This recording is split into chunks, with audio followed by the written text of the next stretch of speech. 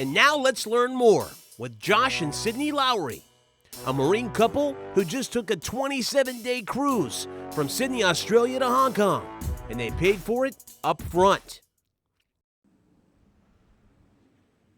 Well, honestly, when I first met Sydney, I was in debt, $2,000 in debt. I always blew my money on whatever I wanted. Just to be, I guess up to date with everybody, and that's not what it's about. My grandparents opened a banking account when I was little. I remember taking my little piggy bank in there and letting them have it. Actually, I freaked out when I gave the money to them because I thought they kept the money. I didn't quite understand the concept. As I met Sydney, she broke me into, well, do you really need that? Is this going to last you for a while? And I kept thinking to myself every time I went to a store, I was like, do I need this? One thing I always tell people to do is live beneath your means. For when it comes to financial, that's what kills you. The bills can catch up to you.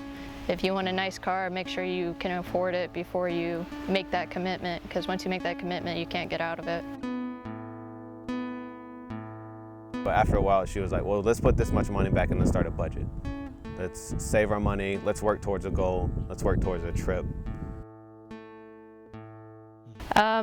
Coming out here, my goal was to go to Sydney, Australia. She introduced the idea to me. She said, let's go on a cruise.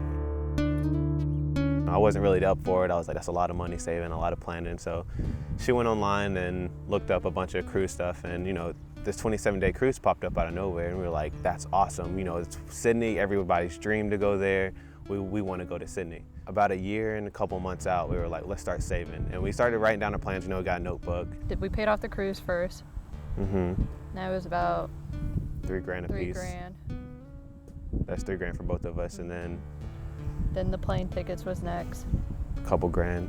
Yeah. Because we flew to Shanghai to Sydney, and then we took the cruise back up to Hong Kong, and then we flew from Hong Kong back to Okinawa.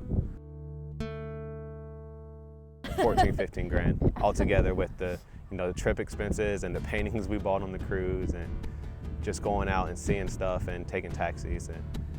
But we saved up for it, so we could do that stuff. We were like, we spoiled ourselves because this is our only trip that we're going to be taking that's far as at a young age. It has made us closer as a couple because we look for goals. We have goals and we have ideas of stuff that we want. We put certain money away for stuff that we want down the road. Financially, I guess I can thank the military for they support most of my bills. So out here, it's very simple to save.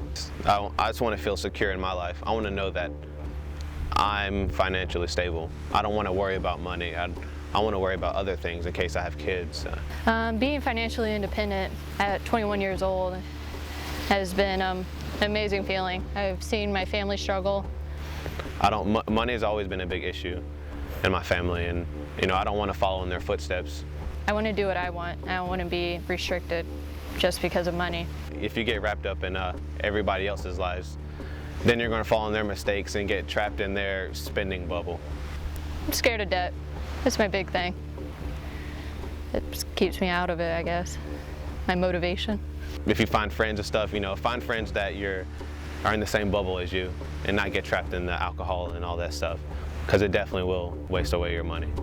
For the long haul, it's just about keeping yourself happy. When you're in debt or struggling to make the next bill payment, you're not happy. You're like, oh, I gotta work longer, I gotta do this. And if you just plan it out right, you're gonna be good. You're gonna be set for life.